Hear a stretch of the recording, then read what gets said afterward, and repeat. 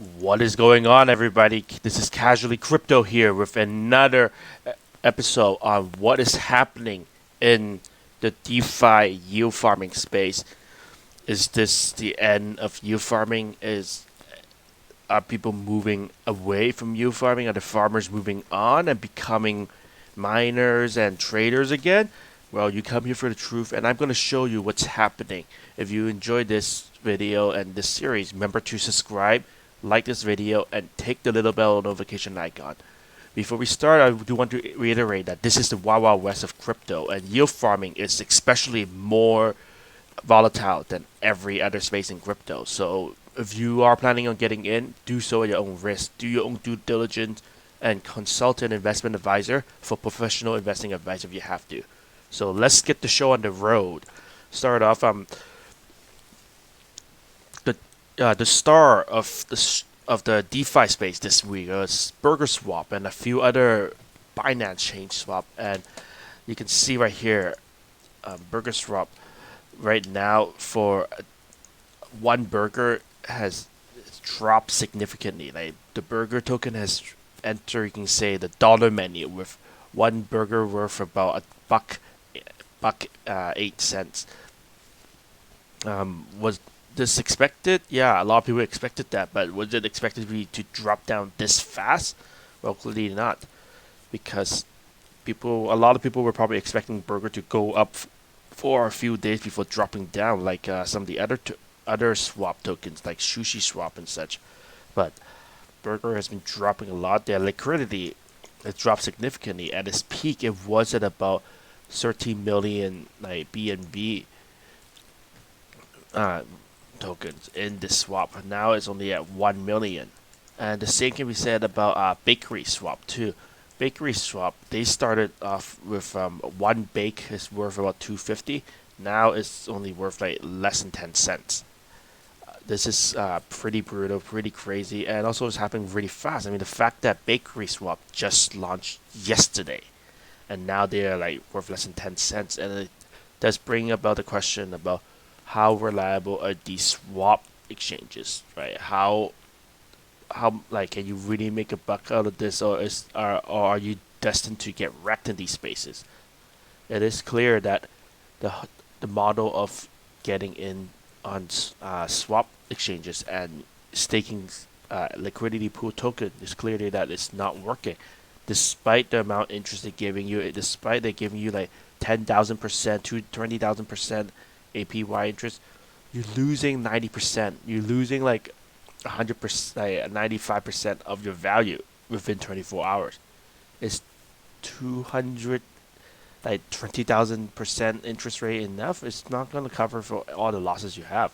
This is becoming more of a whales game where whales come in, they stake the token for a few hours, and then they unstake them and they sell the massive amount of liquidity that all the mine tokens they have.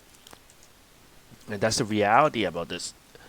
The cycle of growth and bust cycle, the boom and bust cycle in the DeFi space is getting shorter and shorter, and like, as you can see with BurgerSwap, BakerSwap, the cycle is only 24 hours that you could lose everything.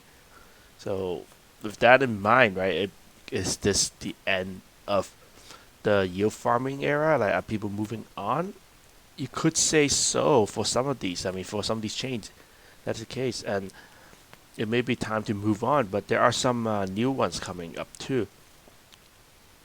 We also let's take a look at a BNB. Right, BNB was supposed to be the new hope for the yield farming space, the whole DeFi space. Right, with the Binance Smart Chain, they had a run up to $33, but now they're dropping to $37.50. How much further will it drop? There's a potential chance they may even drop down back to $25. This is where the next support is. It is really evident that this is the whole yield farming space in the Binance smart chain could be a fad at the moment. There was a lot of anticipated expectations, and a lot of these exchanges, a lot of these services aren't really delivering the service. So I mean, this just comes down to like how you want to play your own, like how you want to play, right? If you believe that it may rebound, there's gonna be more applications for this, then you can stay. But you can see all these sales right here. All these people are selling. Right? They don't believe that. They don't think it's gonna go up. But there are some hope in this space. We noticed that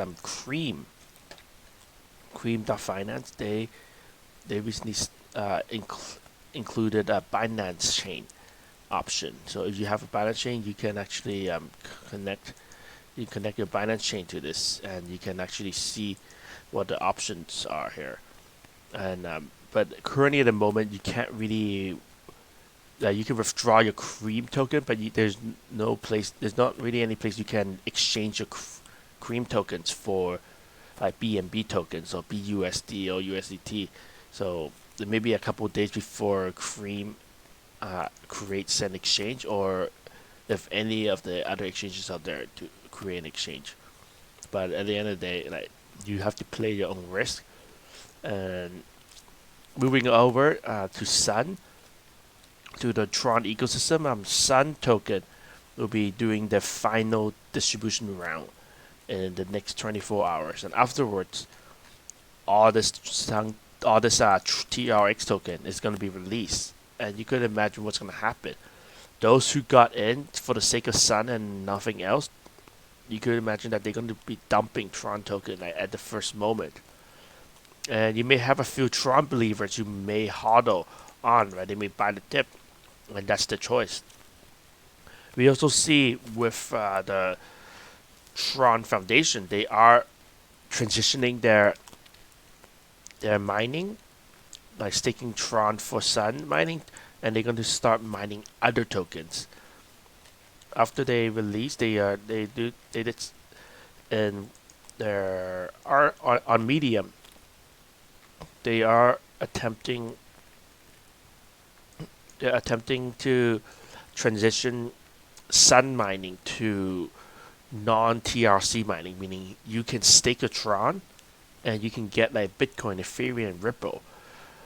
And they're right now they haven't put out any information on how it's going to happen. Because you can't really put a lot of these non-TRC token into your TRC wallet. Right? Whether they may wrap it in there, or they may require you to connect your a second wallet to the site. We'll see how they're going to do it and how the distribution will work. I think this is Tron's attempt to lure more non-Tron users over to the platform, to lure more people to stake Tron, right? Because a lot of people are concerned about whether trading is feasible in this volatile market and whether yield farming is feasible. It looks like they are trying to get people back into farming, especially with cloud farming, and you may never know. This may work or it may flop in his face, but only time will tell. So, and then lastly, just looking at Unicorn Swap, right? Uniswap, we are seeing a rebound to about over $1 billion mark with the liquidity pool ever since SushiSwap exited from Uniswap.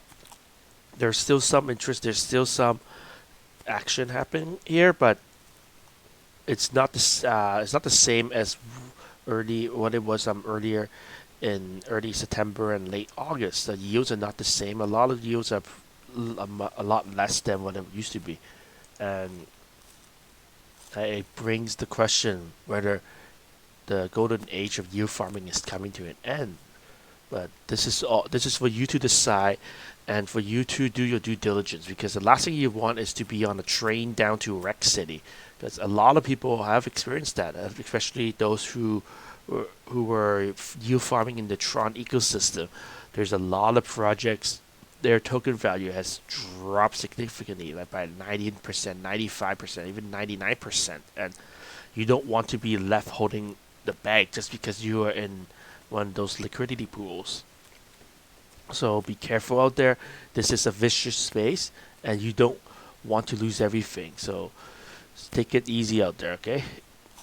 So be safe. This is your report, and this is Casually Crypto. If you enjoy this video and our other videos, we invite you to press the like button, subscribe, and take the little bell notification icon. So thanks for watching, everybody. I'll see you guys in the next video. Peace and love, my friends. Cheers.